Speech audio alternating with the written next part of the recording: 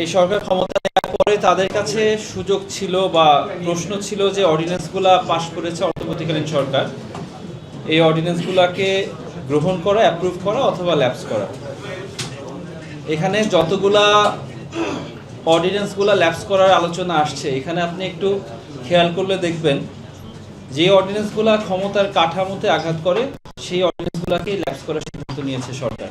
এবং সবচেয়ে বেশি অ্যাটাকটা আসছে জুডিশিয়ারির উপরে, অর্থাৎ দ্য অনলি অর্গান যে রাষ্ট্রকে বিচার করতে পারবে বা ক্ষমতাসীন দলকে বিচার করতে পারে, তার উপরেই সবচেয়ে বেশি খড়গহস্ত হচ্ছে সরকার।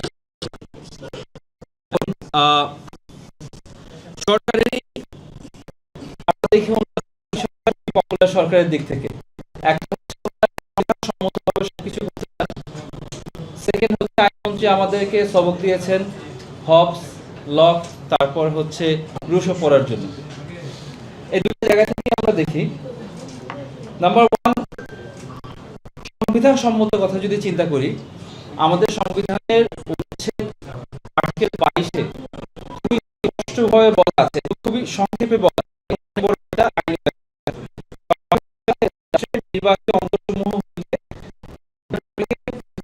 রাষ্ট্র নিশ্চিত করিবেন। সংবিধান খুবই দায়িত্বহীনভাবে স্পষ্ট করে বলবে সংবিধানে যে 116 ক এই জায়গাতে স্পষ্ট করে বলা যে আমাদের যে বিচার বিভাগ, এক্সিকিউটিভ যে ব্রাঞ্চ তার থেকে এটা করা সরকারের দায়িত্ব।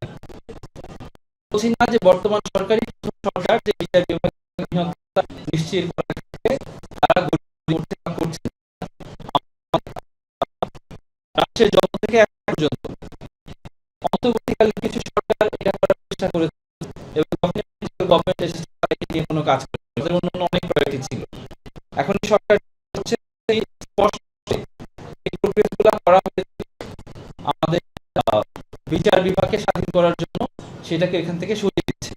হাসিব এখানে স্পষ্ট করে বলছিলেন যে, এবং এক্ষেত্রে ওনাদের প্রাইভেটলি যে যুক্তিটা দিয়েছে সেটা হচ্ছে যারা নির্বাচিত প্রতিনিধি না তারা কেন মানুষের ট্যাক্সের টাকা খরচ করার ব্যাপারে সিদ্ধান্ত গ্রহণ করবে।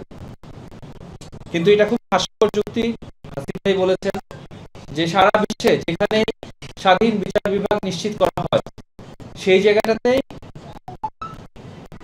টাকা পয়সা খরচ করার স্বাধীনতা সেটা বিচার বিভাগের হাতে থাকে।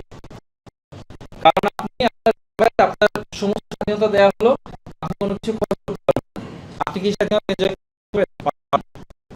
হচ্ছে কি সরকার যে সিদ্ধান্তটা নিয়েছে যে বিচার বিভাগ সংক্রান্ত এই অর্ডিন্যান্স গুলো ওনারা ল্যাপস করবেন, এর মাধ্যমে কাছে খুব স্পষ্ট একটা বার্তা দিয়েছে যে আপনাদের যে চাকরি নির্ভর করে আপনি চাকরি থাকবে কিনা, আপনার ব্যবস্থা নেওয়া হবে সেটা ডিপেন্ড করে আমাদের উপরে।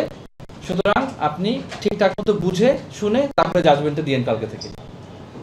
এবং এটা খুবই দুঃখজনক, কারণ এই সরকারই কিন্তু বিগত রেজিমের আন্ডারে দেখেছে কিভাবে বিচার বিভাগকে স্বাধীনতা না দেওয়ার মাধ্যমে বিচার বিভাগকে নানাভাবে ব্যবহার করে তাদেরকে কিভাবে করা হয়েছে, নিষ্পেষণ করা হয়েছে।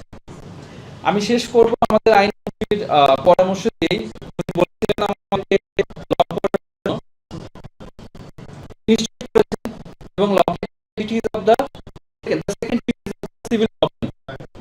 স্পষ্ট বলা আছে যে